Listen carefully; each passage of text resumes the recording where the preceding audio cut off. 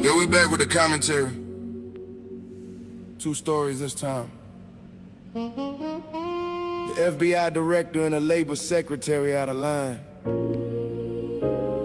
Cash Patel and Lori Chavez, the rimmer in the news. Both of them making headlines they would rather not choose. This is the breakdown. Let me walk you through it all. Let's get into it. How you running the country when you can't even show up? Scandals piling up and now the covers getting blown up. One of them parting while the bureau sits and waits. The other let her family turn her office to a disgrace.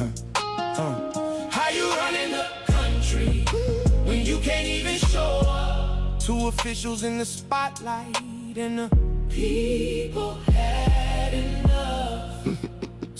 So the Atlantic dropped the story and it shook the whole building. The FBI director allegedly out here living, not at the office doing what the job requires, but at a hotel lounge in Vegas when the nation needs him wide. Sources from inside the bureau painting quite a picture. Colleagues raising alarms about his nightly drinking mixture. Reportedly unreachable on multiple occasions. His security detail standing at the door losing patience. They couldn't wake the man up, and that's the wild part. The detail had to request equipment built to breach apart. The same kind of tools they use in tactical operations just to reach a man who's supposed to lead investigations. Early morning meetings at the bureau getting moved around because the night before was heavy and the director can't be found. Now Cash Patel says none of this is true without a lawsuit. $250 million in defamation, that's his response to it. But the optics tell a story that the lawsuit can't erase. A man who runs the FBI was frequently not in place. And there's this venue at the Fontainebleau they mentioned in the piece, a spot where Cash was seen as a regular release.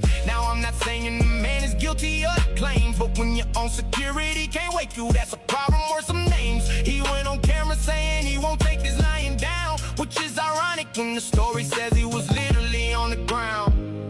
Then there's the computer situation that's equally absurd.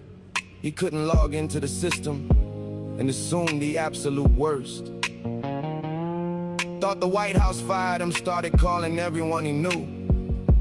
Turns out the caps lock was on, and the password just wouldn't go through. The man who runs America's top before couldn't investigate his own keyboard. Let that sink in, of course.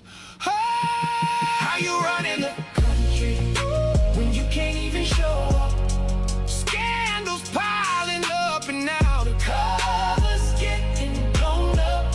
One of them partying while the bureau sits and waits. The other let her family turn her office to a disgrace.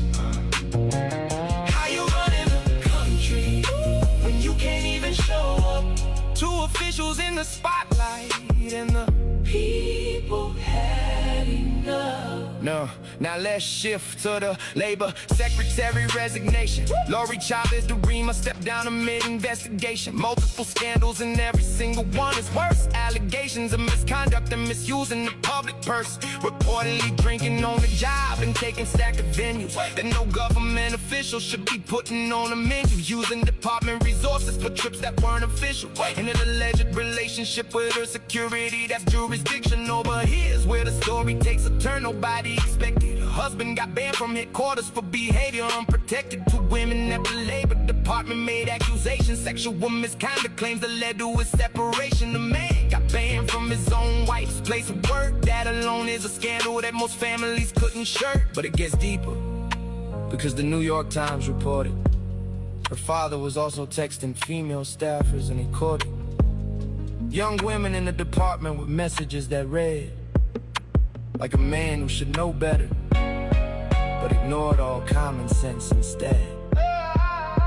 And here's the part that really makes your stomach turn around. The secretary herself allegedly gave instructions that compound. Told her young female staff to pay attention to these men. Her own husband let her father Let me say that once again. She reportedly directed her employees toward the people who were making them uncomfortable, and that's beyond unequal. That's a breach of every word.